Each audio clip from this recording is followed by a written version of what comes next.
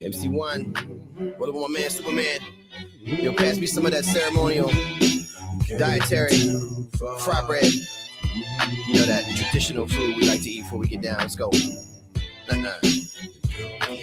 On a scale of 1 to 10, we about 11. Representing heaven, run the game like N7. This is not a Superman MC1 event. Instead, it's Marcus Anthony Quinn and Clark Kent. On to the next, perplexed by the last one. Don't want to help our race, we want to pass them. Yeah, I've asked them on the real, it's ill. Knowing more about Lil Wayne than Billy Mills.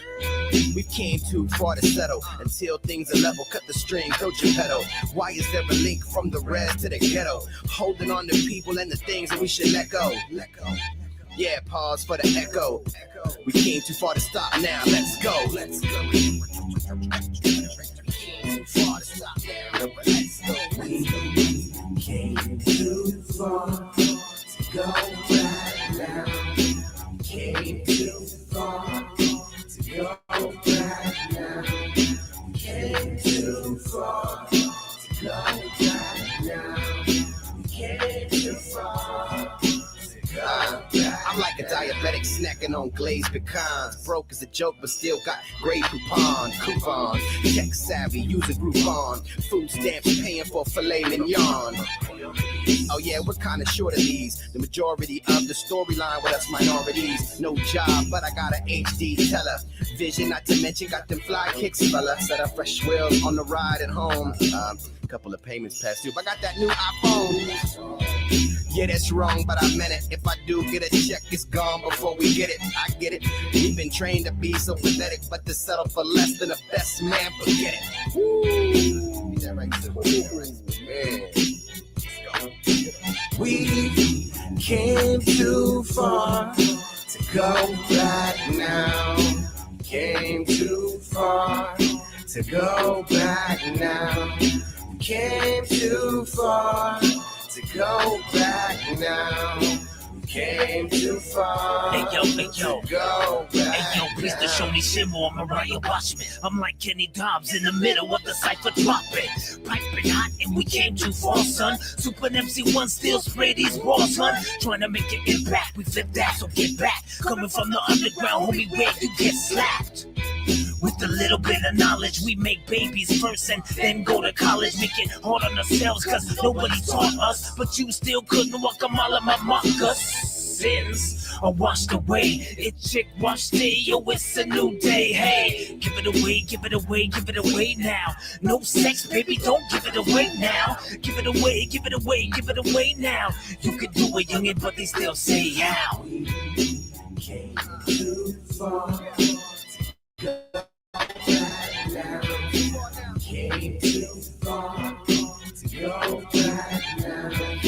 Came too far to go back now. Came too far to go back now. You see, when you get to that point, no return. That's when you gotta dig a little deeper. More than you had before in the past, because this is the moment of truth in your life. Go forward, young soldier. Go forward, young man, young woman. Do not look back at your past, because there's nothing waiting for you there. Let's take up an offering. There's about 10 people who can give $10,000 right now.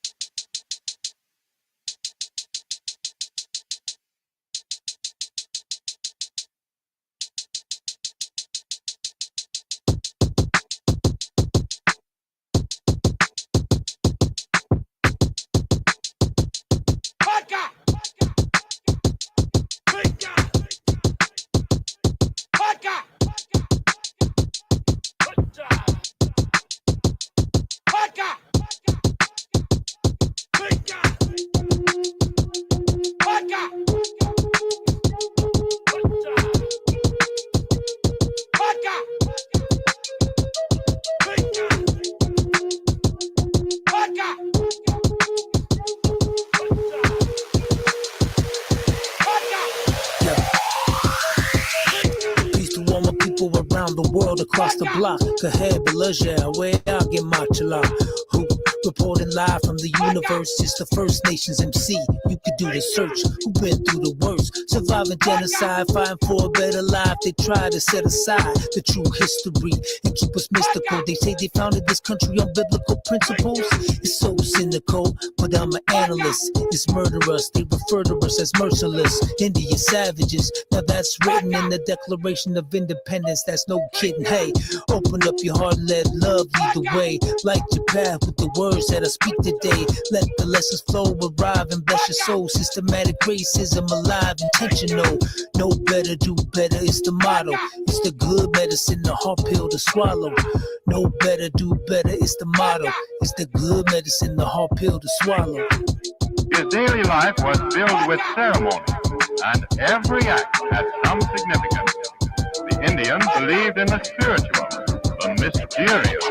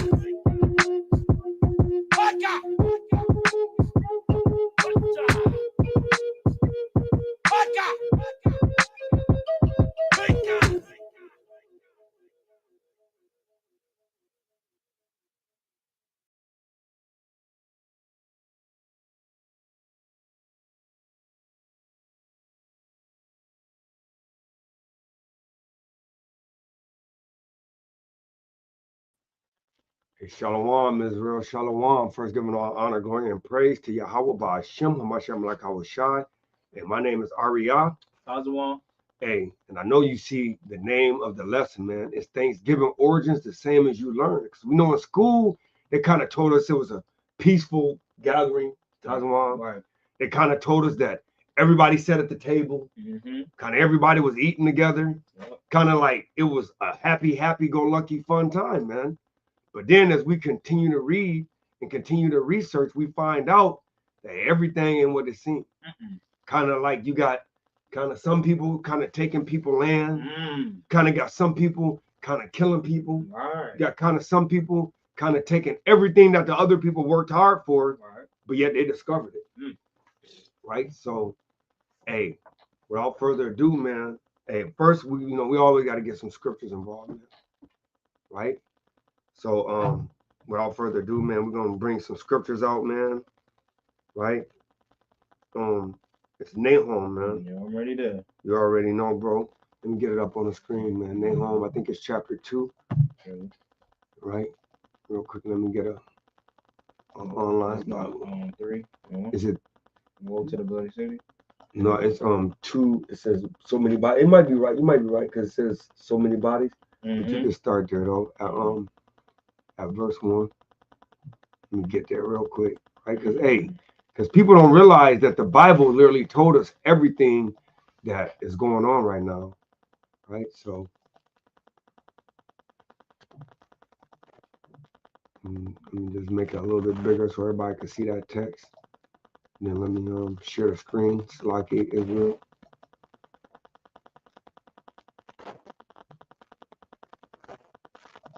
Oh no. Salaki Israel.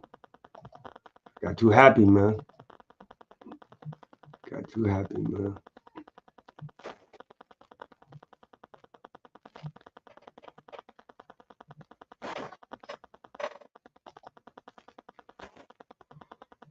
Oh, that's definitely not the one.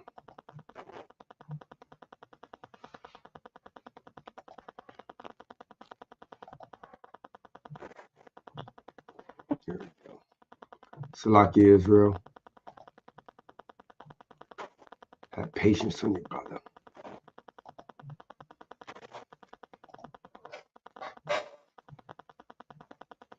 Back. This time I'm not gonna hit the X.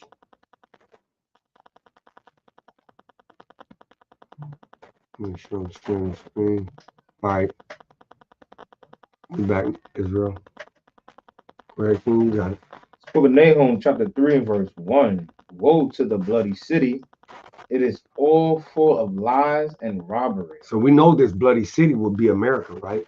It said it's all full of lies and robbery. Why? Because they raped, robbed, and murdered the Native Americans, right? They said they discovered this land, but yet as we go into the history, you're gonna find out that if somebody's already someplace, how can you discover it? How can you discover somebody if somebody already was there, right? But go ahead, King, The prey departeth not, right?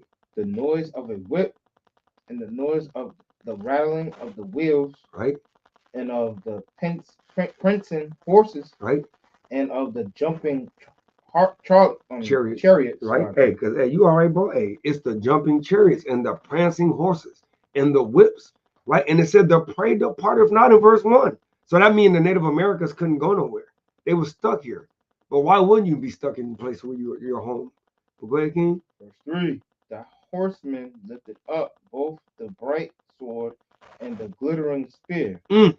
and there is a multitude of slain, He said there's a multitude of slain. Go ahead, King. and a great number of carcasses, A great no, it didn't even give a number. It said a great number of carcasses. Go ahead, King. and there is none end of their corpses. He said there's no end of their course. What? They stumble upon their corpses. I mean, it was so many people that died of the Native Americans, whether you go the Trail of Tears, whether you go this situation, whether you go the many wars, because there was many wars. It wasn't just the war over here that we're gonna find out, but there was also the war when the French tried to take over Florida, right? When they forced them to Trail of Tears, and then even when they got over there, they still were killing them. They killed the buffaloes. We're gonna just show you some glimpses of the things, right?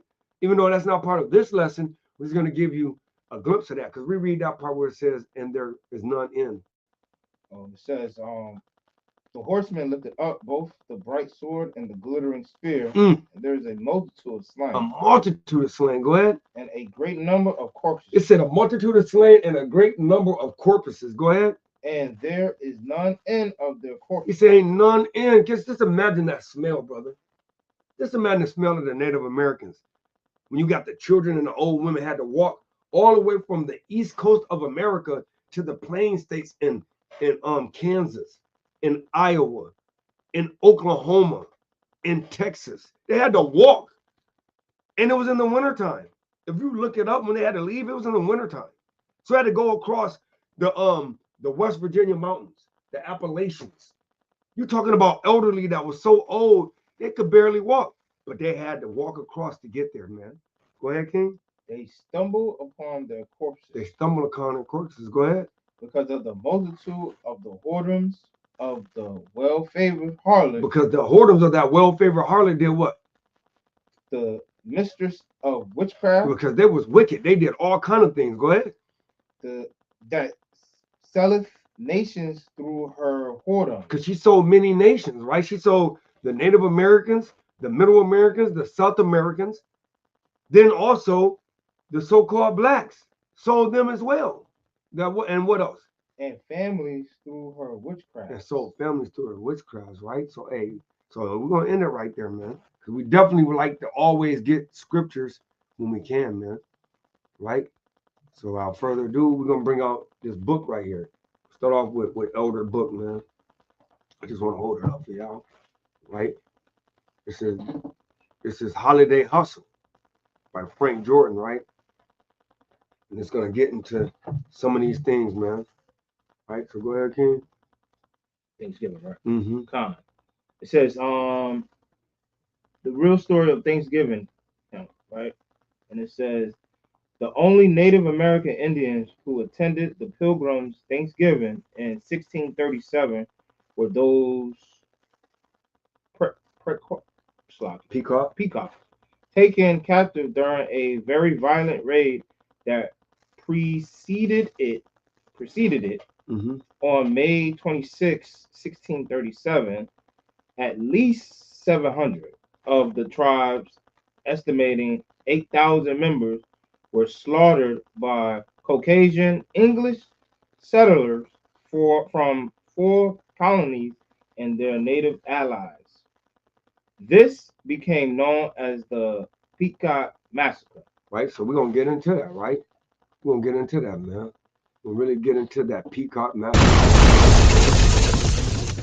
Right? And for all those that don't think that the so-called Native Americans, we say so-called because that's not their actual, nationality, isn't our people. Look at this. Indian land for sale. Get a home of your own. Easy payments. Perfect title. Possession with 30 days. Fine lands in the West. Irrigated, irrigable, grazing, agricultural, dry farming, right? Right? Let me make this bigger so that way everybody can see it on the screen, right?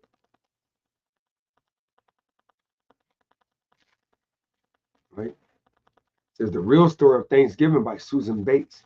That most of us associate the holiday with happy pilgrims and Indians sitting down to a big feast, and that did happen once. So it happened once, right? It says the story began in 1614 when a band of English explorers sailed home to England with a ship full of Patuxet Indians bound for slavery.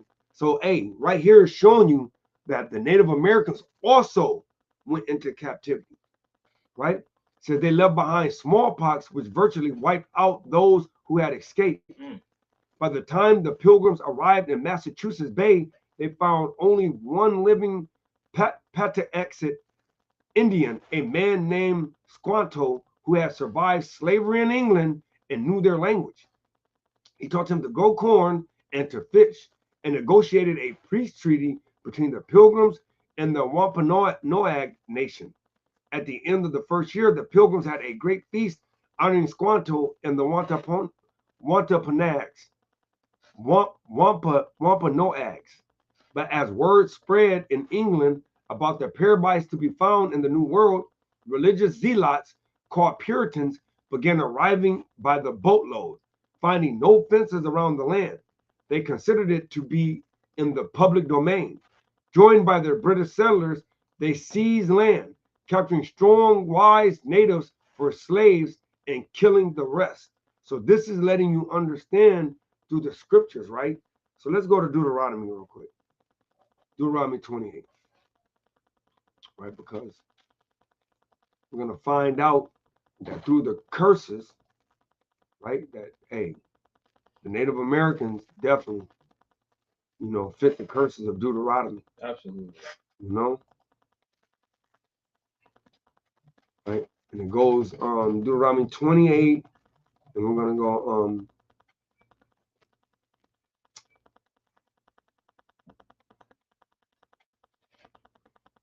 we can go 25 and 26 to start off. And then we're gonna get a little bit deeper, right? Because it said they came over, man. The book of Deuteronomy, chapter 28 and verse 25. The Lord shall cause thee to be smitten before thy enemies.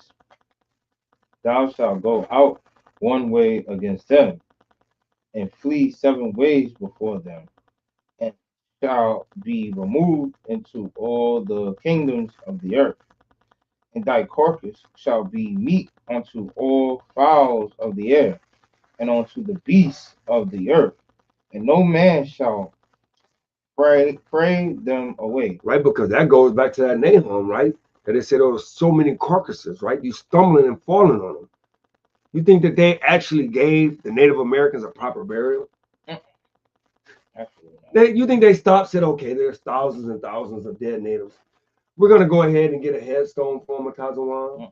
We're going to kind of brush it off, kind of make sure it's 6 feet deep, kind of make sure it's perfectly squared or rectangular, and lay every one of them thousands and thousands in the proper place in the wintertime.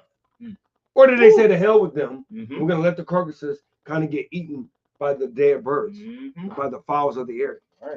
Right. Drop down to verse 49. 49. What's this? Verse 49, and it reads, the Lord shall bring a nation against thee from far, from the end of the earth, as swift as the eagle flieth. Right? a nation whose tongue thou shalt not understand. A child, the tongue they shall not understand. Go one more. Verse 50, a nation of fierce continence, Right? which shall not regard the person of the old, nor show favor to the young. Hey, and we're gonna find out they didn't show favor to the young. Mm-mm. Cause when they slaughtered it, hey, when they did the and I know this isn't part of the lesson, but when they did the Trail of Tears, you think they said, oh well, if you're not at least 10 years old and if you're past the age of 60, we're gonna let you stay peacefully over here, and as long as you have strength, you gotta go. Or did you think they said all y'all gotta go? I don't give a damn your health situation or what. They don't care about none of that. They ain't care about none of that, King. Right? So we're gonna go back over here and get to the peacock, man. Right?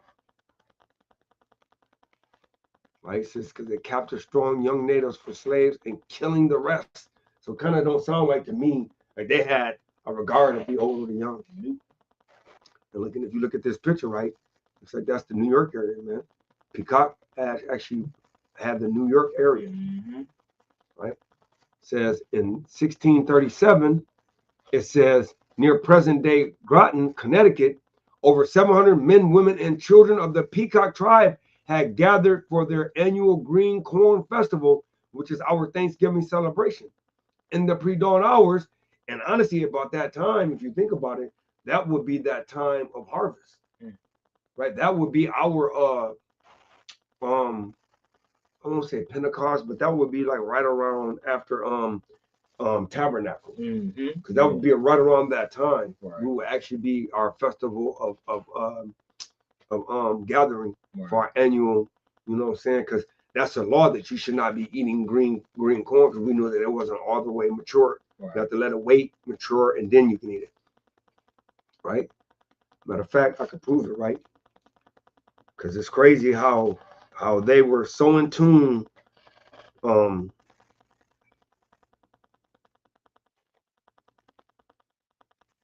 with the law, man. Leviticus 23 and 14 real quick. I just want to bring this up because I just want to show people how in tune that the Native Americans were actually, the so-called Native Americans were actually with the law. Real quick, let me get there real quick for everybody to see. Leviticus 23 and 14 real quick. In the spirit. Because they knew the law, man. Right? Go ahead, King. This is the book of Leviticus, chapter 23, verse 14. Ye shall eat neither bread nor parched corn. Right? Nor green ears. Nor green what? Nor green ears. Right? Until the selfsame day that ye have brought an offering unto your God. It shall be a statute forever throughout your generations and all your dwellings. See, they knew about the law, bro. So that's why when we going over here to the Peacock, right? What did it say? The annual Green Corn Festival. Why would they have an annual Green Corn Festival? Mm-hmm. They knew the law, man. They knew the law. Right? It says in 1637, it says Groton, Connecticut, over 700 men, women, and children, right? Because they understood the law. That was at the time of tabernacles, right. And every man, woman, and child had to report to the Most High. And it says the children of the Peacock tribe had gathered for their annual Green Corn Festival, which is our Thanksgiving celebration. In the pre-dawn hours, the sleeping Indians were surrounded by English and Dutch mercenaries who ordered them to come outside. Mercenaries, come on, man. Those who came out were shot or clubbed to death while, come on, man. Dang. While the terrified women and children who huddled inside the longhouse were burned alive, man. Come on, man. So but it happened so long ago. Right? It happened so long ago, man. Right? It says, the next day, the governor of the Massachusetts Bay Colony declared a day of Thanksgiving because 700 unarmed men, women, and children had been murdered. So they literally were celebrating a day that they destroyed, raped, robbed, and murdered the natives, man. Right? And it's crazy because guess why? It's crazy because of the fact that even though that happened, right? They literally man, called it a great day, man. Let me get back to it, right? It says cheered by their victory, the brave colonists and their Indian allies attacked village after village. Women and children over 14 were sold into slavery while the rest were murdered. So did it kind of seem like they regarded the men or women of old or the children? It says boatloads with as many as 500 slaves regularly, I repeat, regularly left the ports of New England. Bounties were paid for Indian scalps to encourage as many deaths as possible. So when they're talking about the Indians were scalping, no, they were scalping. So the Indians only learned it from their oppressors. So when they were scalping, they literally were scalping because of their oppressors, man. Right? Real quick, watch this, man. This is crazy, bro. This is crazy, man. I gotta do it this way. I forgot. I got the bottom half. So it says, following an especially successful raid against the Pequot in what is now Stamford, Connecticut, the churches announced a second day of Thanksgiving. So the churches, you church facilities that you guys thinking that you're worshiping God in those places, it said the churches announced a second day of Thanksgiving. So the churches not only have one day of Thanksgiving, so now you went your Thursday and your Friday. Now they're celebrating, brother, the rape, rob, and murder of the indigenous people of this land. Right? It says to celebrate victory over the heathen savages. They call them. Look, let me ask you a question. Brother. If somebody is already living in a place, right? And I get it, they call them savages because they actually attacked the Puritans and attacked the what did they call them? The Pilgrims. Right. I get it, but what would you do if a nation of people came over and started attacking your family, started killing your family, and gave your family diseases that just continually wiped large portions of your population out? Would you not protect your own? Or would you say, okay, it's a fine. You killed my family. You raped, robbed, and murdered my children. It's okay. Tazawam, it's okay. I'm gonna be all right. Just go ahead and continue to kill my people. No, I can't stand for that. So who is calling who a savage? Right. Watch this. It says, during the feasting, the hacked off heads of natives were kicked through the streets like soccer balls. Oh, my God. Even the friendly Wampanoag did not escape the madness. Their chief was beheaded and his head impaled on a pole in Plymouth, Massachusetts, where it remained on display for 24 years. They had that man's head.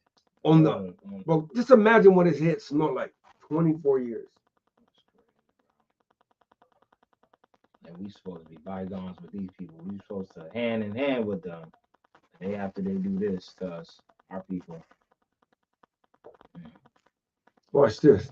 It said the killings became more and more frenzied, with days of Thanksgiving feasts being held after each successful massacre. So they literally were feasting every time they would massacre another tribe.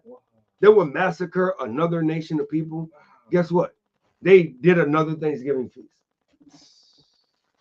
And our people don't understand what they're actually keeping when they're keeping these days. That's right, King. Watch this.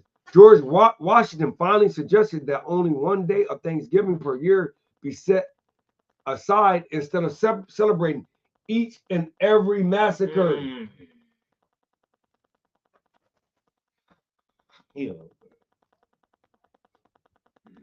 Now, and all you beloved so-called blacks that said, oh, well, beloved Lincoln, he freed the slaves. Well, let's see.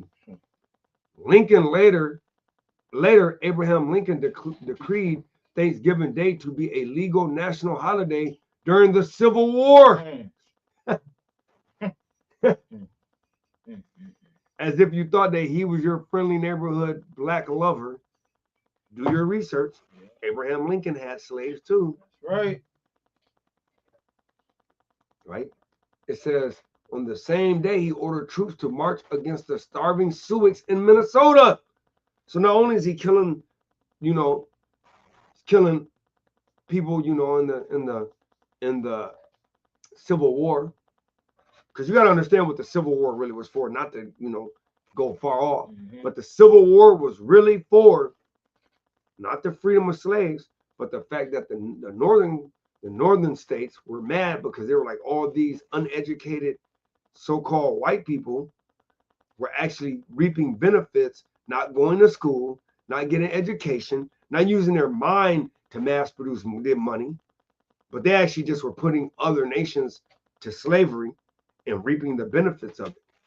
So in their eyes, they were like, well, how is the hell they're richer than us, but they're uneducated. All they know how to do is keep crops and put people to work. Right. So the northern states were like, well, look, I guarantee you, if they didn't have free labor, they wouldn't be as successful as we are. And that's exactly what happened. Because once they took the slavery from them and they had to actually use their mind to bring their money up, they couldn't do it. But by that time, they had amassed such a wealth that they didn't have to do it, because now they could actually invest their money. And that's what it was. But he said he ordered troops to march against the starving Sioux in Minnesota. This story doesn't have quite the same fuzzy feelings associated with it as the one where the Indians and Pilgrims are all sitting down together in the big feast. But we need to learn our true history so it won't ever be repeated. Next Thanksgiving, when you gather with your loved ones to thank God for all your blessings, think about those people who only wanted to live their lives and raise their families. They also took time out to say thank you to the Creator for all their blessings. So we wanted to bring that up, man. So go ahead, read a little bit more of Elder. Says bloodshed was the most consistent theme of the first Thanksgiving in the New World. Right. In English, privateer. Where is it? Oh, right here. Privateer. Right. Yeah, privateer. Privateer, name of John Winthrop. Right, and a privateer would be somebody that actually kind of knew the land, kind of knew the people. So he kind of like went going on his like single expeditions with like the people that spoke with him, so it didn't look more as threatening. Because if it's like 100 of us going to an Indian nation, then hey, it look more threatening. But if you actually only got just one person, which is a privateer with one Native American, then it wouldn't look as threatening, right? Go ahead, King. Was killed by allies of the Peacock in retailer station. The station right here. Yep. Retaliation, Slocky, for an attack that killed the Peacock chief. Right. So hey, they were only retaliating because you killed our chief. You killed our leader. Well, we supposed to just be like, all right, we are good with it. You just kill our. That's just like somebody coming to America and killing the president. You know that's not gonna fly with the Army, the Navy, the Marines, the Air Force. No, they're gonna be like, no, we're gonna retaliate. Right? But keep going. Tattoo Bim and a misguided counterattack. Two colonial officers led several hundred men to a Peacock settlement, which would be known today as Connecticut. Yeah. Connecticut. Right. So that place where the Peacocks were, that's your now state Connecticut.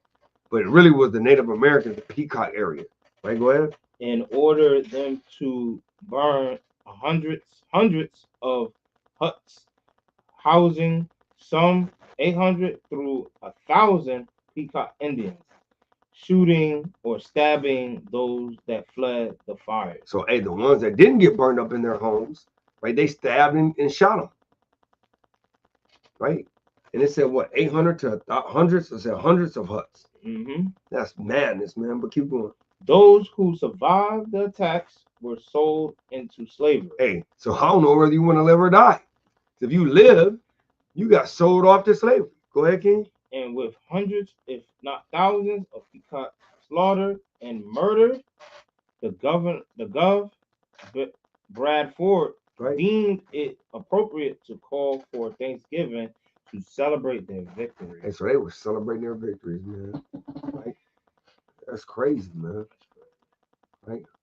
So I'm gonna go to YouTube and I'm gonna get a quick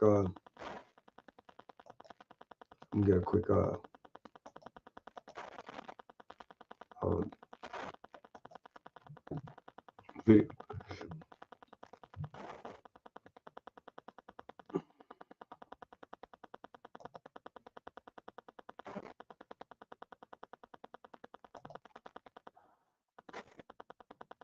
Real quick. This.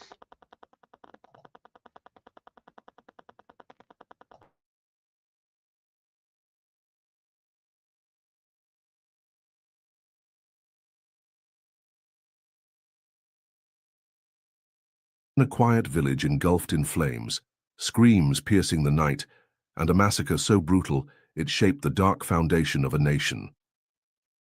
Welcome to Evil Walks Amongst Us, where today we uncover the Pequot Massacre of 1637, a forgotten colonial atrocity that left hundreds dead and history stained with blood.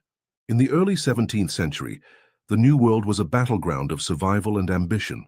The Pequot tribe, a powerful and proud Native American group in what is now Connecticut, had established themselves as skilled traders and warriors, controlling key territories along the Mystic River. Their strength made them both respected and feared by neighboring tribes and the newly arrived English colonists. These colonists, driven by a mix of religious zeal and economic greed, sought to expand their settlements and secure valuable trade routes, particularly in beaver pelts, which were highly prized by European traders. The arrival of English colonists in the 1630s, however, brought an influx of settlers eager to claim land and establish permanent settlements. These colonists, driven by a mix of Puritan religious fervor and economic opportunism, viewed the Pequot as both a trading partner and a potential threat.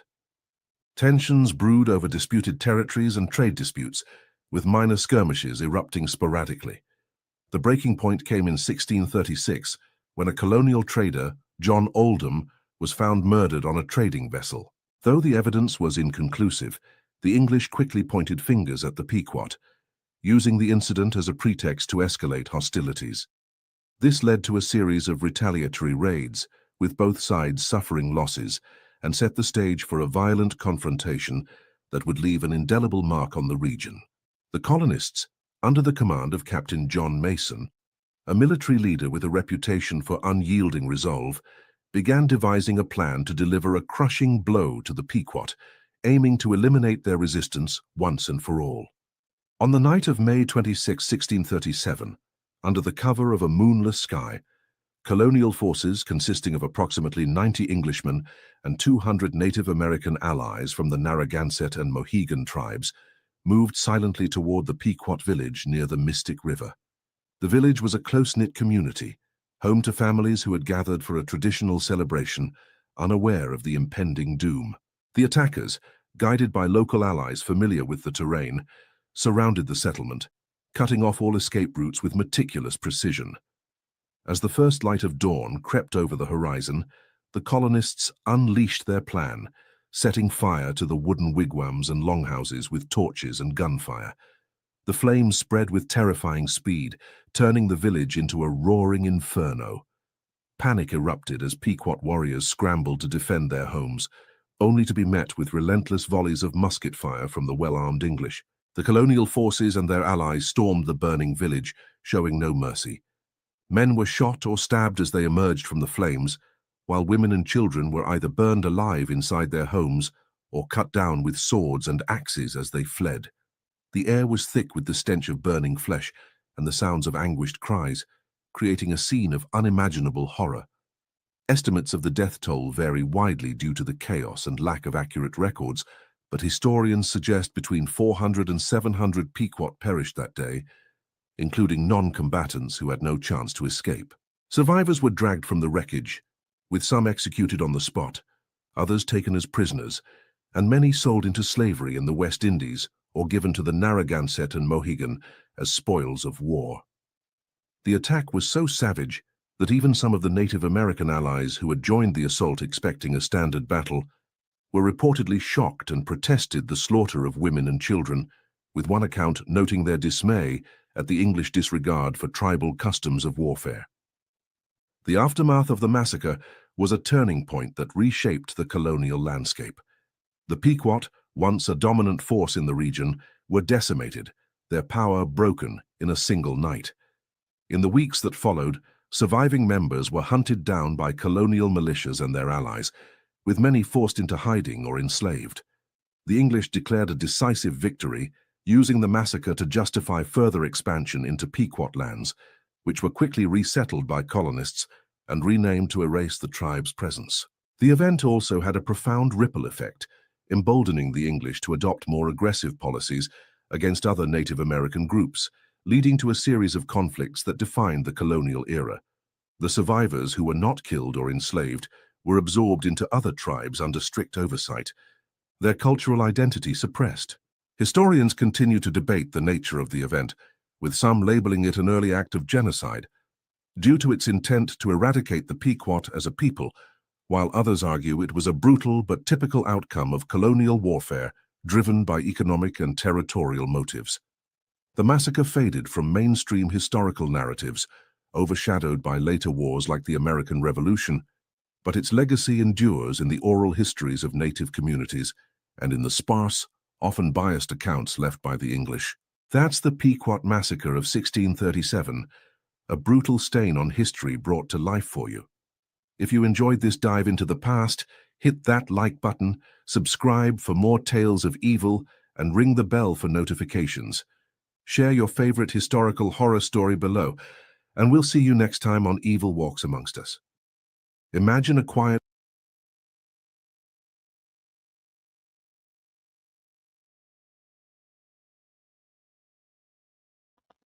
And that's just show you just a little bit of what was going on. So we'll just pick up.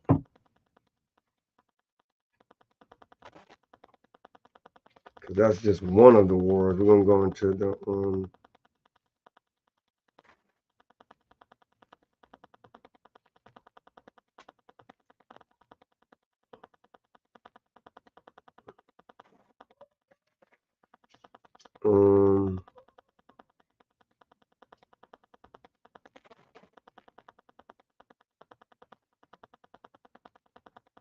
let's start right here. Crazy, man. It's going to get worse. Yeah. European and Spanish colonists and explorers. 1587 through 1649, John Winthrop. And then 1487 through 1506, Christopher Columbus. Freed by their victory, the brave colonists and their Indian allies attacked village after village. Women and children over 14 years of age were sold into slavery while the rest were murdered. Boats loaded slave ships, which as many as 500 slaves regularly left the ports of New England. Bounties were paid for Indian scalps to encourage as many deaths as possible. He said encourage many deaths as possible. Go ahead. Following an especially successful raid against the Pequot, the churches in Stamford, Connecticut, the churches announced a second day of Thanksgiving to celebrate victory over the Native Indians. During the feasting, they hacked off heads of the natives, were kicked through the streets.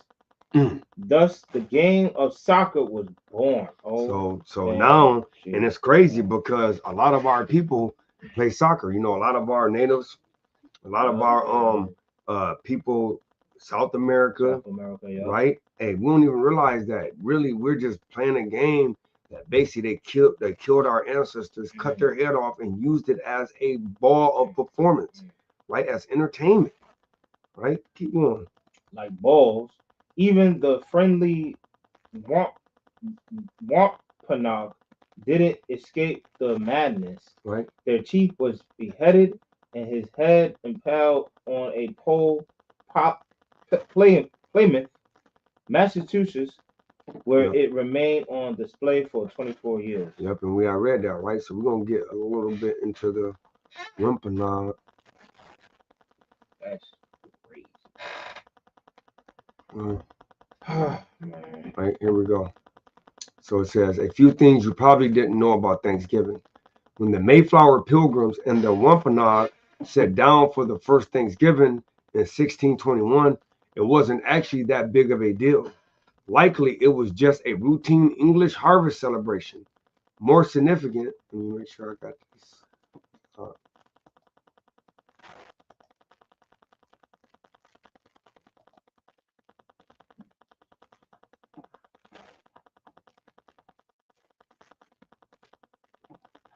Right. It says when the Mayflower Pilgrims and the Wampanoag sat down for the first Thanksgiving in 1621, it wasn't actually that big of a deal. Right. It says likely it was just a routine English harvest celebration.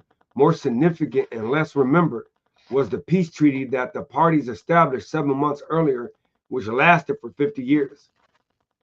It says there was in fact very little historical records of the first Thanksgiving, which is why Thanksgiving wasn't really celebrated as a holiday into the 19th century, says Charles C. Mann of 1491, Revelations of the Americas Before Columbus. And I got that book. I know, you know what I'm saying, that, you know, we're not going to probably get a chance to get into that. Maybe I might get into that, you know, some other time. It says to historians, it seems kind of funny that the celebration now seems more important than the treaty itself. It says President Abraham Lincoln established Thanksgiving as a national holiday during the Civil War, and the feast has since become an American tradition. Yet the story of the Wampanoag and the Pilgrims who first broke bread is not commonly known. It said it wasn't actually a Thanksgiving. In 1841, Boston publisher Alexander Young printed a book containing a letter by Pilgrim Edward Winslow, which described the feast. Our harvest being gotten in, our government sent 4 men on fowling, that so we might after a more special manner rejoice together. There were many of the Indians coming amongst us, and among the rest, their greatest king, Massasoit, with some 90 men, who from 3 days were entertained and feasted. It says among 17th century pilgrims, a Thanksgiving was actually a period of prayerful fasting, and Winslow did not use the word anywhere in his letter. But when Young published the letter, he called it the first Thanksgiving in a footnote, and the name stuck. It says a year before the first Thanksgiving, the Pilgrims raided Native American graves. It says when the Pilgrims arrived in Cape Cod, they were incredibly unprepared. They were under the persistent belief that because New England was south of the Netherlands and southern England, it would therefore be warmer, says Mann. Then they showed up 6 weeks before the winter with practically no food.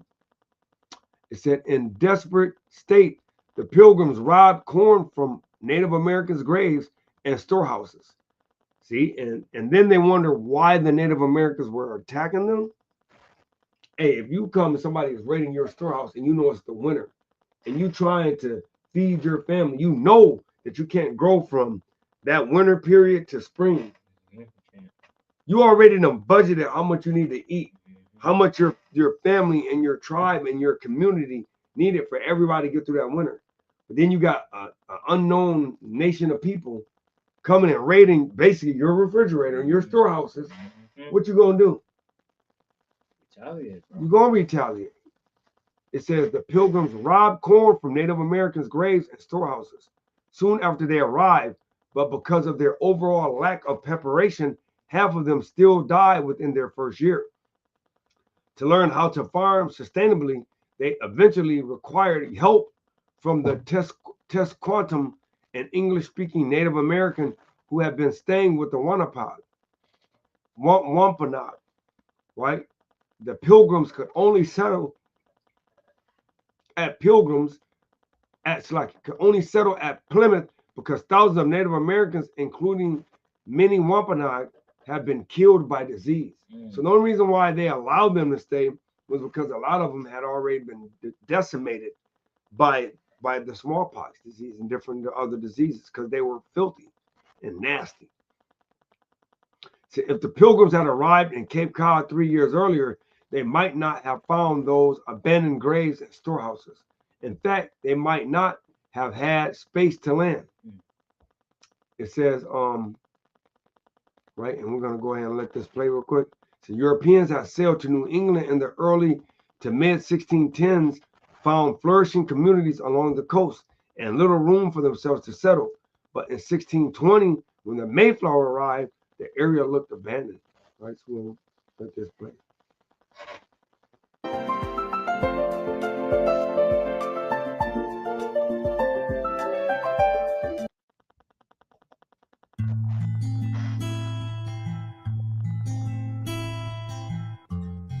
For now, we wish to convey only gratitude. Gratitude for your friendship. Gratitude for our collective health. Gratitude for what all parties have overcome. We're making a story about the Mayflower and the Pilgrims, but we're also making a story about Thanksgiving. This story hopefully will illuminate the complexity of the time. I mean, it will be nice to see a vibrant palette of the story. And I think that's what everybody's aiming for.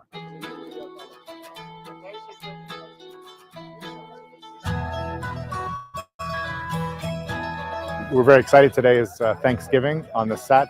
Within Native American tradition, this idea of Thanksgiving isn't just once a year. It's something that should be done every day. We should be reminded by the holiday of that importance to be thankful for all that we have. Effectively, our pilgrims have been here for just under a year at this stage, and they have done an awful lot in just under a year. Quite a surprising amount of work has gone on, and they have planted and they have grown their own crops by this stage. They weren't so hot on turkey. They didn't really have what you have today. So we have a real combination of wildfowl, venison, loads of fish, a lot of meat. They were really into meat. Things that were plentiful here and not necessarily the things that are traditional today. They had sort of knives and spoons, not forks yet. Nobody ate with that. So they kind of spear their food and eat with a spoon and eat with bread as well. I wanted it to look like they had got to a point where they were very proud of what they had, and everything is very mismatching. But we're in that rustic world, and I like that. And that's what I like about what we're doing. Strange thing, to live amongst others and yet feel so alone. But not today. No, not today. Yes, Thanksgiving meal is amazing when they finally do come upon their harvest time and they all sit with the Native Americans and they all share in a feast and rejoice in their community. But what's amazing is how they can be thankful when they don't have that. That's really what the Thanksgiving is about. I mean, these people arrived on shore with nothing. They landed in winter and they slept in the cold. They were cold all the time. They couldn't make a fist. They were so cold. And they had nothing to eat. And they were thankful. And it's something that I don't think I would ever achieve, but it's something I can admire.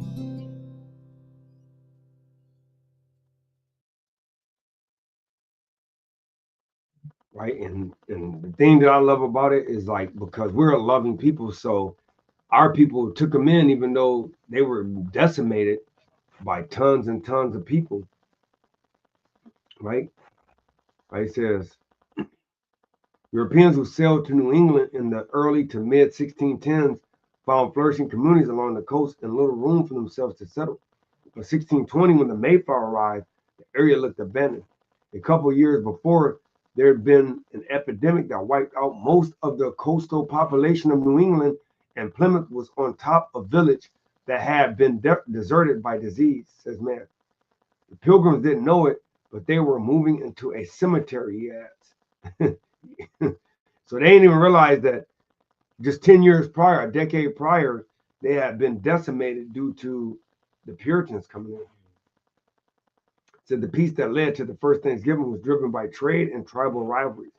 Before the Wampanoag suffered losses from disease, they had driven Europeans like John Smith away. Now it says, man, the Wampanoag were much weaker because of the disease, and they're much weaker than their hated adversaries, the Narragansett, and Macmillan curator, the National Museum of the American Indian, says that the Wampanoag were necessarily looking to make alliances against the Narragansett, but because the Wampanoag were in a slightly weakened position, they realized that the alliance with the Pilgrims could fortify their strength, right? It says the Europeans were valuable trading partners of the Wampanoag and their Native Americans in the area because they traded steel knives and axes for beaver pelts, something that in the beaver-rich New England area, the Wampanoag considered essentially worthless. So there's so many beavers that they are like, look, we can get these furs for y'all, and y'all get some of the things we needed because they didn't have the manpower. It says it's a little like somebody comes to your door and says, I'll give you gold if you give me a rock. Man says, the Wampanoag thought if we tie ourselves to these guys, everybody else will be hesitant to attack us because they could drive away these people who are willing to pay gold for rocks. So hey, we're just showing you what the Wampanoag mindset was in bringing these devils in. But little did they know that these devils had a whole nother mindset, right? So I'm gonna fast forward a little bit.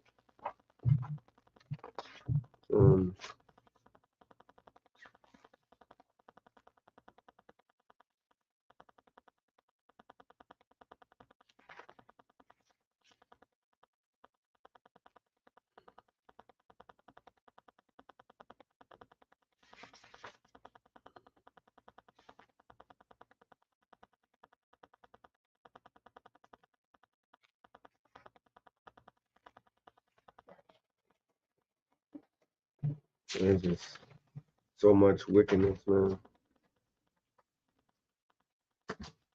Right?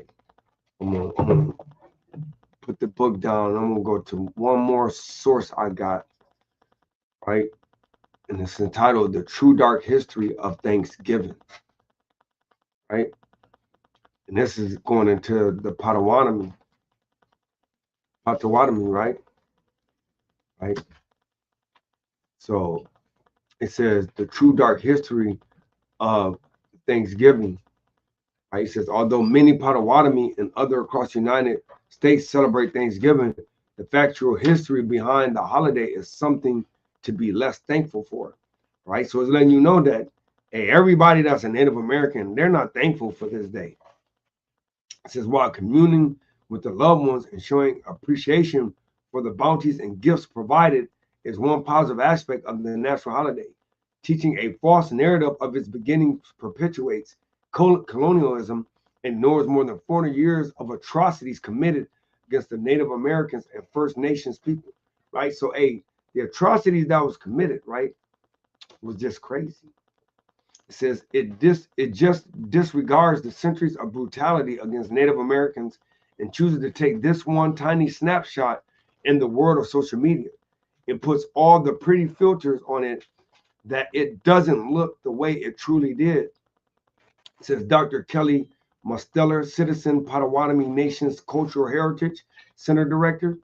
According to an article published in the New York Times by Maya Salam in 2017, Thanksgiving facts and Thanksgiving myths have blended together for years like so much gravy and mashed potatoes, and separated them is just as complicated, right? So the separating was just as complicated. The formation of Thanksgiving as an official United States holiday did not begin until November 1863 during the Civil War. President Abraham Lincoln officially established the holiday as a way to just a way to improve relations between northern and southern states, as well as the United States and tribal nations. Just as a year prior, a mass execution took place of Dakota tribal members, corrupt federal agents kept the Dakota Sioux from receiving food and provisions. Finally, at the brink of death from starvation, members of the tribe fought back, resulting in the Dakota War of 1862. In the end, President Lincoln ordered 38 Dakota men to die from hanging and felt that Thanksgiving offered an opportunity to bridge the hard feelings amongst natives and the federal government. So, hey, that's crazy, right? So let's get into that Dakota. That's crazy. The Dakota War of 1862, man.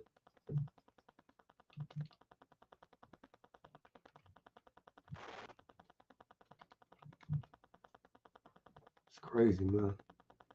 These are the things they don't tell you.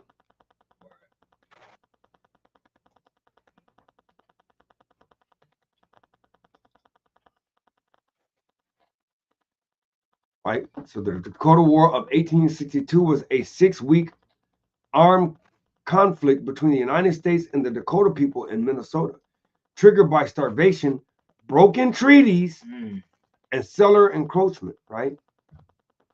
Right? They pull that in song. You already know what I want.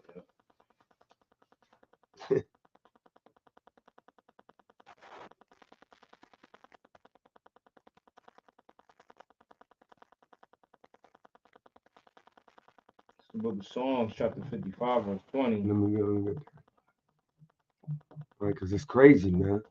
It's all these broken treaties, man, and it's literally all scriptures, man.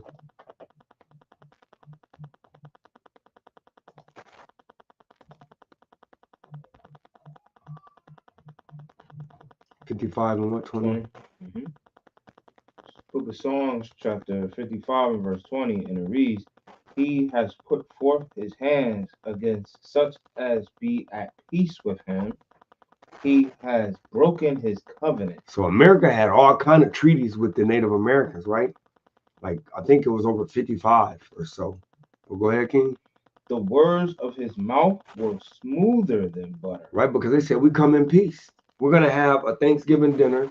We're going to bring our two nations together, right? And we only just want a piece of land, and just show us how to do this. Right, but watch this. But war was in his heart. Because it literally said that they didn't have no facts that when that guy got killed, that it was the Native Americans. Right? It could have been conflict between the Puritans and the Pilgrims. Right? But go ahead. His words were smoother than oil, yet were they drawn swords. Right? Hey. So it's like, hey, they were drawing swords. They were literally taking over lands that were not theirs, man. Right? So let's get back to this.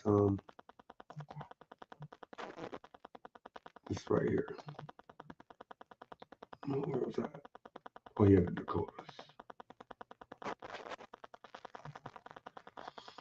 It says the conflict arose after decades of pressure on the Dakota to cede land to the United States through the treaties.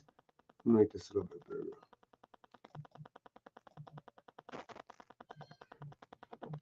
Right? It says through the treaties of Traverse, Des Sioux, and Mendota in 1851, which moved the Dakota into narrow reservations along the Minnesota River, often with supplies and annuities delayed or misappropriated. So it literally said that they told them, look, we know that we made a treaty, we made a pact, y'all got this area, but we're going to move you over here, and in turn we're going to give you provisions to hold you over it till you can reset up and re-get your crops done. But they took their crops. They had to leave their crops, right? It says by 1861, harsh winter conditions, crop failures, depleted game, and withhold or delayed government payments. So we want to say that the Native Americans got it so good. No, they delayed their payments, which means it would probably be times where they didn't even get paid, period. Right? Hey, let's go to Deuteronomy real quick. Right? Because that's crazy. 28.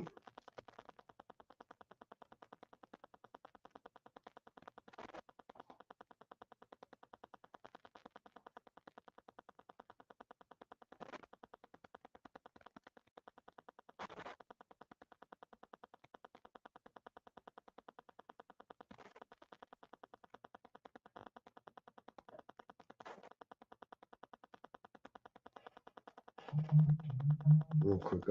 Deuteronomy 28 and 44. Right, real quick. Let me get there. Cause hey, this is all scriptural, man, and it goes back to the curses. It's crazy, man.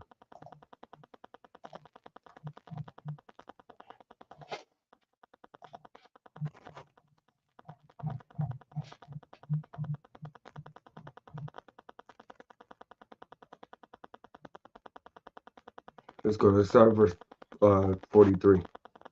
Deuteronomy 20 and 43. The stranger that is within thee shall get up above thee very high. Right? So, hey, they came in low. They came in just like, look, we just want to come over here. We ain't got provisions. They almost died in that first winter. They took them in. They gave them food. They gave them provisions. Taught them how to hunt, how to fish, how to plant. Right? He said, the stranger that is within thee shall get up above thee very high. And what? And thou shalt come down very low. Because they done killed them with smallpox, right? Hunted them, shooting them, and burnt the Peacock housing, right? And Winnipeg, and killed Winnewagon, what is it? Let me see, let me get it real quick. The Wampanoag, the Wampa. Let me see this right here.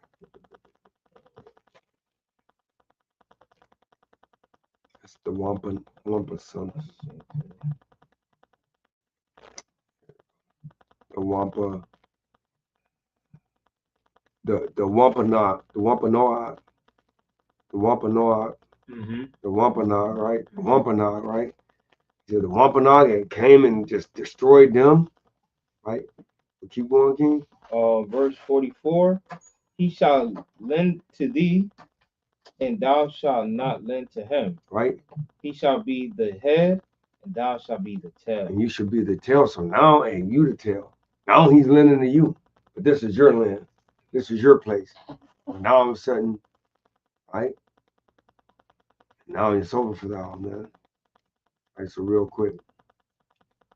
It says, harsh winter conditions, crop failures, the depleted game, and withheld or delayed government payments intensified the Dakotas' desperation.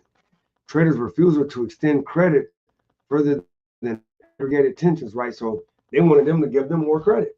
Like, we know we ain't gave you the money, but just give us more credit. We're going to come through. So the situation worsened with the rise of white settlements. So they're saying that they sold more and more of their land. It says, which disrupted the Dakotas' traditional hunting and agricultural practices. They're building everywhere and they shooting their game too. Mm-hmm. So now it ain't enough food for everybody. So what do you think is going to happen? Right. August 17, 1862, after a confrontation over food and resources, 4 young Dakota men killed 5 settlers near Acton, Minnesota. The incident precipitated a council where some Dakota leaders, including Little Crow, reluctantly agreed to begin hostilities to resist further encroachment and starvation. At dawn on August 18th, Dakota warriors launched attacks on the Lower Sioux, Redwood, Agency, and surrounding settlements, killing traders and settlers and taking hostages. Right? During the following weeks, Dakota forces attacked multiple settlements, including New Ulm, Fort Ridgely. While peaceful Dakotas tried to protect civilians, the U.S. response was hampered by the Civil War, but Governor Alexander Ramsey appointed Colonel Henry Hastings Sibley, who mustered military and voluntary infantry from Fort Snelling to counter the Dakota attacks, man. So, hey, the aftermath. Following the surrender at Camp Release on September 26, 1862, approximately 2,000 Dakota, including non-combatants and those who opposed the war, were taken into custody. A military commission swiftly tried 392 Dakota men, sentencing 303 to death. After President Abraham Lincoln's review, 38 men were hanged in Mankato in December 26, 1862, in the large single-day massive execution in history.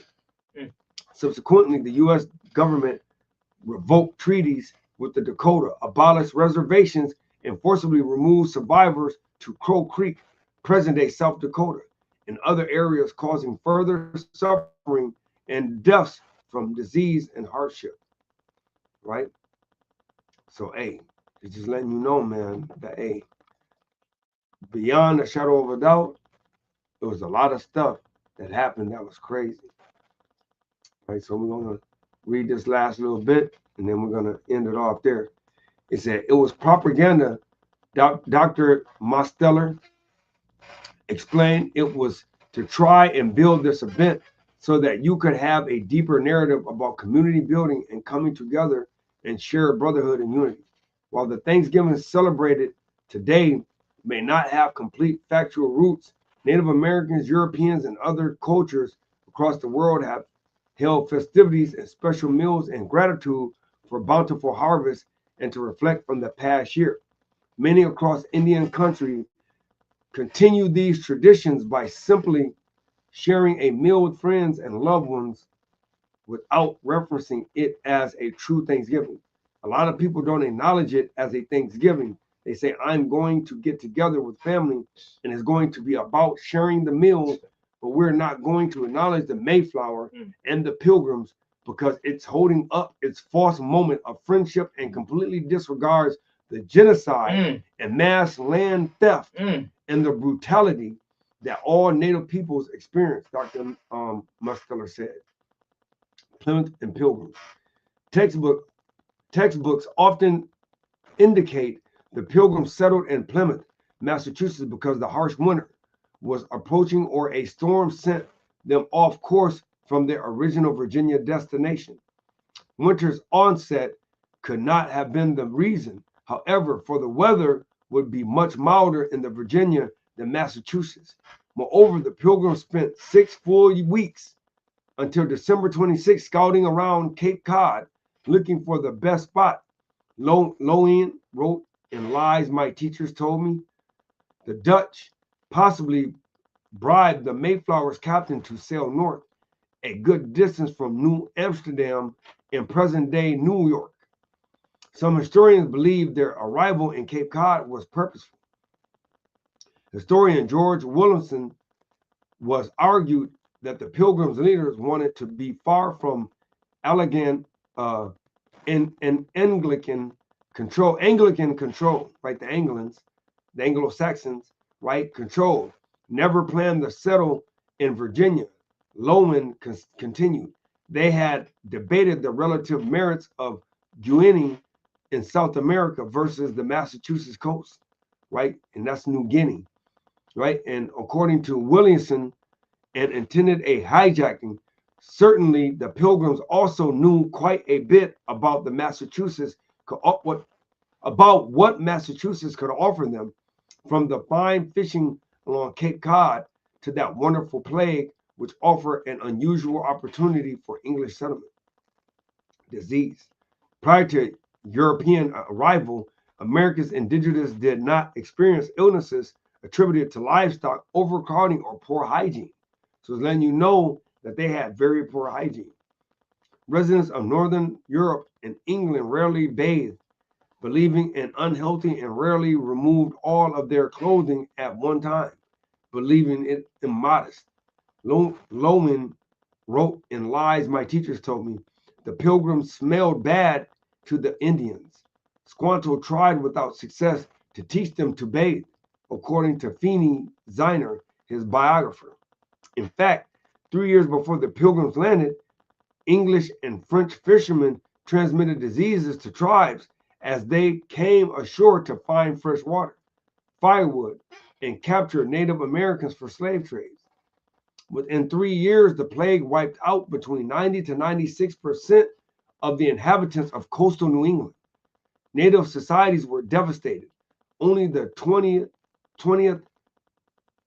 persons as scarce left alive, right? Robert Cushman, an English eyewitness, recording a death rate unknown to all previous human experience.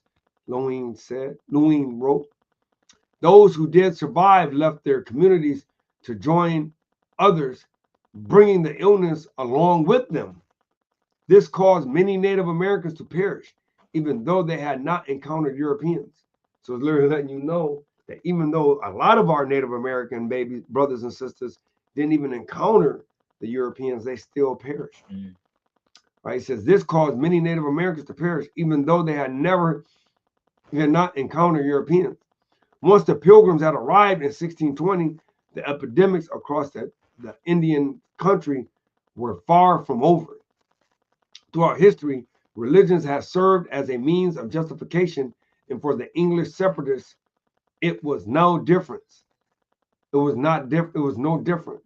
They believed that the widespread death and devastation of Native Americans due to disease was divine providence that Yahweh willed them to take over the land. And we know that it was literally the Most High, bringing judgment on our brothers and sisters. Right. Because it said we came over here to keep laws that we never kept in our other land. Right. It says by the time that the native populations of England had replenished themselves to some degree, it was too late to expel the intruders. If colonists had not been able to occupy lands already cleared by Indian farmers who had been banished, colonization would have proceeded much more slowly. If Indian culture had not been devastated by the physical and psychological assaults it has suffered, colonization might not have proceeded at all. Lowen wrote, Squanto, Tasquantum, and the Wampanoag. The story of Quanto, a member of the Wampanoag tribe, is much less innocent than the narrative that he assisted the Pilgrims with teaching them how to grow crops and take advantage of Northern American bounties. 6 years before the Mayflower arrived in present-day Massachusetts, a slave trader captured Squanto, Tasquantum, and a group of Native Americans with help from the Catholic Church. Not your innocent Catholics, right? Quantum escaped and found his way to England, where he learned English. He eventually returned to North America in 1619. While Tisquantum was overseas, New England indigenous experienced a momentum death rate with some communities, losing nearly every tribal member to the decimating effects of European diseases. Upon return to North America in his village, Patuxet, Tisquantum found only piles of bones and of his fellow tribesmen killed by the plagues. He realized he was the sole survivor of his village. The illness spread so quickly that many local tribes never had time to bury their dead, and that was going back to Nahum. Right. When it said it was so many bodies, man. Right? It says when Tisquantum's village once thrived, the Pilgrims established Plymouth Plantation. It says during this time, the Wampanoag lost up to 75% of his people, while a nearby enemy tribe, the Narragansett, did not. Wampanoag leader Massasoit saw the Pilgrims as possible allies against the Narragansett. Due to his English-speaking abilities, Massasoit used Tisquantum as a translator, though the Wampanoag leader did not trust his fellow tribal member and held him as a prisoner. Rather than continue a life of servitude to Massasoit, Tisquantum established himself as a key resource to the Pilgrims, teaching them how to survive. All right, so we're going to end it right there, man. Right? We're going to end it right there. And we're going to and go ahead and bring out the precepts, King. And we're going to furthermore, show you, right? All praise to Yahweh Shem Yahweh Shai. And Brother Yeremiah said Abraham made Thanksgiving a national holiday in the 1800s, but he so-called loved our people. That's nasty work, man. Shalom, brother. All right, go ahead, King. What you want? Let me get Sirach chapter 6, verse 13. Uh,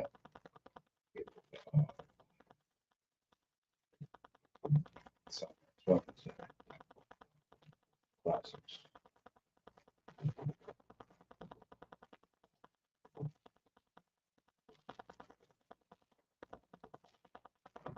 All right. Well, Chirac 6 and 13. and this just to let our people know, man, what we're keeping. You know, to spread this video just to let your people know what they're keeping, because some people don't know. They think it's just a day of familyhood, man, and gratitude, man. Right? 6 and 1. 6 and 13. Right? The book of Sirach, chapter 6 and verse 13. It says, separate thyself from thy enemies and take heed of thy friends. So our people, even in that article you just read, right? It says something about where our families use this excuse to come together on Thanksgiving, which is family time. Well, we can't make no excuses because practically almost every job has days off. So you have to calculate and measure your days throughout the year. Like, you have children, they may be sick, you got to cater to them, you got to take care of them. You may have to take a day off. But for you to go out all year long, right, and using this as an excuse for this one particular day to bring your family to come together, because it cannot be that day only. That you can bring all family members, whatever job they work at, take one day off to come together, right? But yet they want to worship these other gods, and they don't even know the history of what we're going into right now of the historic history of the origin of Thanksgiving. You get what I'm saying? So let me get Sirach 12 and I think it's 13, 12 and 10. And I digress.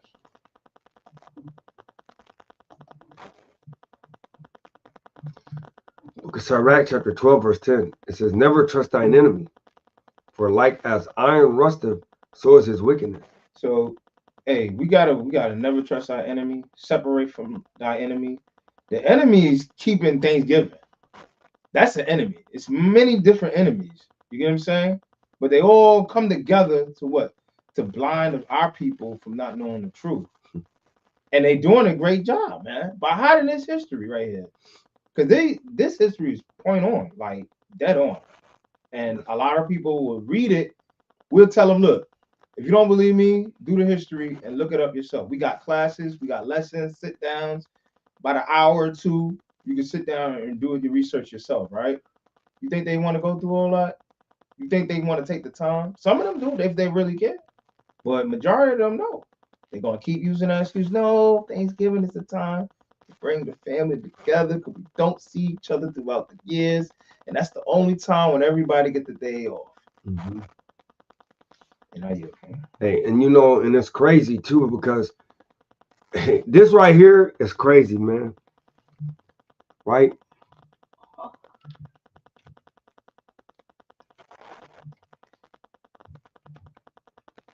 It's crazy because it said that Abraham Lincoln, right? Mm-hmm. It said, because we know he's freed the so-called freed the slave with the Civil War, Mm-hmm. Right. but at the same time he freed the slaves, he went up to Minnesota, right? Mm-hmm. And attacked the Indians up there, right? Mm-hmm. So bring that out. But it's crazy. Theodore.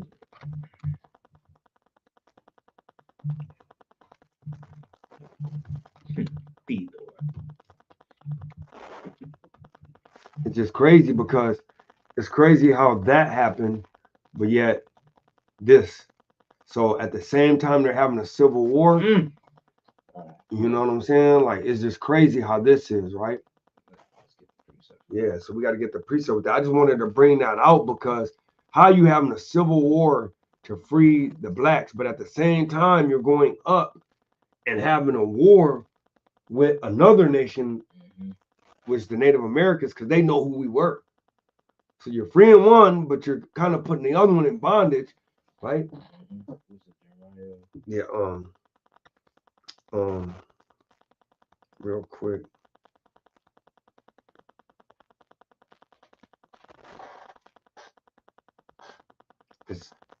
50 and 33. And this is crazy because, you know, that just brought me to that. I just thought about that, right? Like, man, he so-called let the blacks go, but then you got him going to war with the Native Americans. And then it even said that they was taking a lot of Native Americans into captivity. So this is even showing you even furthermore how the Native Americans and the so-called blacks are definitely, you know, linked together, right? Start at verse 31. All right. This is the book of Jeremiah, chapter 50. Start at verse 30. Verse 30. This is the book of Jeremiah, chapter 50, and verse 30. Therefore shall her young men fall in the streets. And we know these happened to the so-called blacks and it's happened to the so-called Native Americans, right? He said the young men are gonna fall in the streets. The young men are falling in the streets now. Right. Even Issachar. Right? Go ahead, King. And all her men of war shall be cut off in that day, saith the Lord. Hey, because the so-called blacks, same thing happened. We just read that with the Native American, the Pequot and the Wampanoag, right? And then the ones that happened up there in the Dakotas, right? Go ahead, King. Behold, I am against thee, O thou most proud, right? Saith the Lord Yahweh of hosts. For thy day is come, the time that I will visit thee. Right. And the most proud shall stumble and fall, and none shall rise him up. And I will kindle a fire in his cities, and it shall devour all around about him. Right, because the Most High telling you because we sinned and we fell short, we didn't keep his commandments, right? Hey, he was going to make all our warriors, all of our young ones, right? All of our old ones, everybody was going to perish, man. The cities were going to be in fire right about. We just found that out with the Pequot. The Pequot tribe, right? Didn't they just say that they burned like 70 to 100 huts, and everybody that came out of them, they shot them. They kindled a fire in the cities, brother. Who is he talking about, brother? But they talking about, hey, the Native Americans ain't part of the curses. Sure. Read 32 again, man. Verse 32. And the most proud shall stumble and fall. You shall stumble and fall, and what? And none shall rise him up. Right, because it said everybody that did make it out of the fire and didn't get shot and killed, it said they took them to slavery, didn't it? Sure did. You stumble and fell, and nobody gonna rise you up. Go ahead. And I will kindle a fire in his city. Did the Pequot get their fire kindled in their cities? Kind of look like they got it fired in their cities, and what? And it shall devour all round about him. Right, because I guarantee you we can go into other cities and other tribes that went through the same thing, brother. It wasn't just the Pequot, right? Go ahead. Verse 33. Thus saith the Lord of hosts. Right. The children of Israel. Right, that's the northern kingdom. And the children of Judah. Which is the southern kingdom, what? Were oppressed together. Go ahead. And all that took them captives held them fast. They refused to let them go. And that's this right here, man. They know who we are, man. To this day. They know. That's Jake all the way. Look at that, man. And how fitting is it that the Tazawam Southern Kingdom is on the right side with her. So we got the right, you know, so-called black, and I'm Northern Kingdom on the left side. Right. Hey, that's crazy, man. That's all crazy. This is just spiritual, man. That is very spiritual. You know what I'm saying? You got these guys, Hope Collier, right? And our people glorifying him. You got the Eve back here happy, right? Because of her oppressor. Come on, man. Yo, you can't make this up, bro. Look at that, man. Man, our people over here is holding Lincoln up high. He says, forward, right? With malice, forward none, with charity for all. But look, our people on their knees, though, worshiping him. Worship, yeah. Yep. You got Theodore Roosevelt with this damn, this guy. Yeah, man. The first time you showed me this picture, bro, speaks so many volumes, bro. So many volumes, man. So with that being said, man, hey, we hope that y'all got a little understanding out this lesson. Hey, go and research it. I gave you all of my sites, all my sources.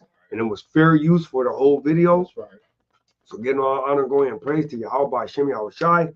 I pray that you get some understanding on the real understanding. Is Thanksgiving origins the same as you learned? Because I didn't learn this in school. No, neither. Most High didn't give me this until I got in the truth, right? Right, gang. So hey, with that being said, give me St. John chapter 8 and verse 32 real quick. We ended on one of my favorite precepts of all time. This is the book of St. John, chapter 8, and verse 32. Let me get there real quick. So, hey, I just want them to see it too. Right, hey. Praise to the Most High, man.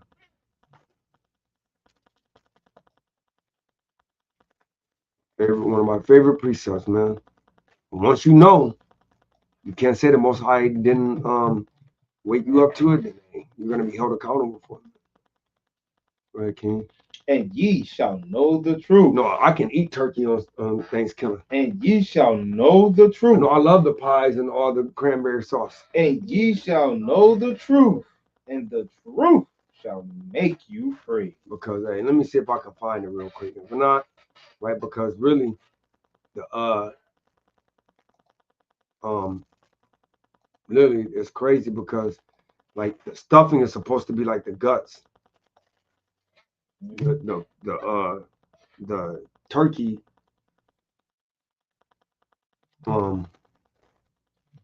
is supposed to be like the bodies and cranberry sauce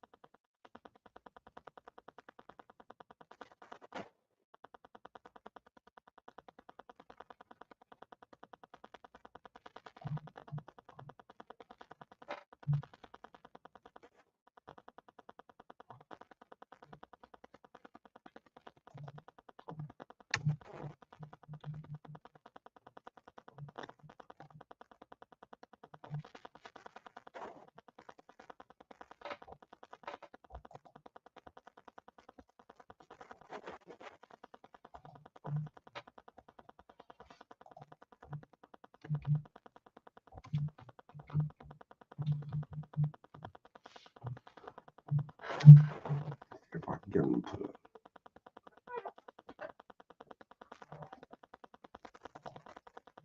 Because I don't know where I have found it at before.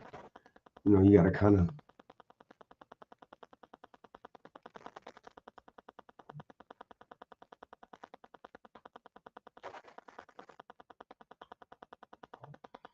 if I can't find it.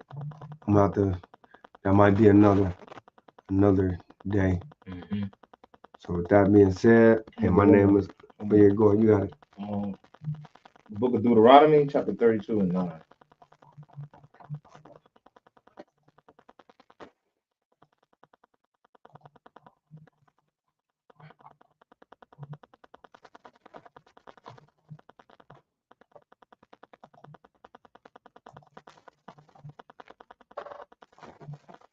Oh, that's a great precept. Oh, okay.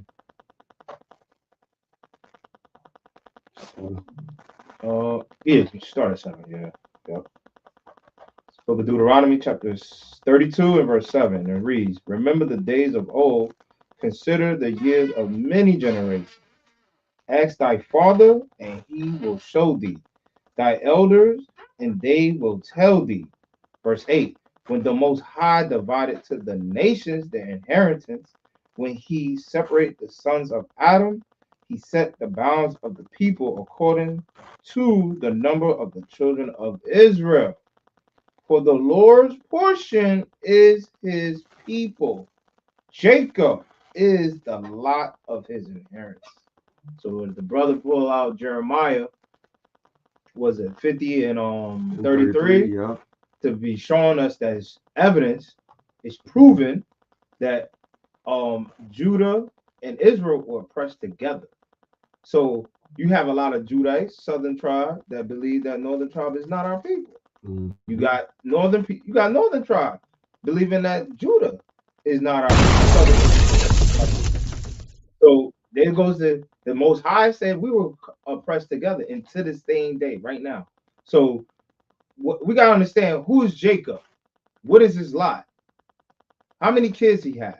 What's their characteristic? You can read that in Genesis 49. Their behavior, how they operate. You get what I'm saying? And those people are here on the earth right now. We gotta get around and start realizing what is the truth. That's why the brother brought out John 8:32. Ye shall know the truth, and the truth shall make you free. So by you continuing on worshiping and keeping killing, that is not the Most High God's portion. It is not. It's not even here. So with all that, I digress. All praises to Yahweh B'Hashem. HaMashiach Malach Yahushua. My name is Ariah. My name is Atazawan. And we pray that y'all have a great lesson. Hey, and get rid of this out your mind. No more turkey on your fork. No more.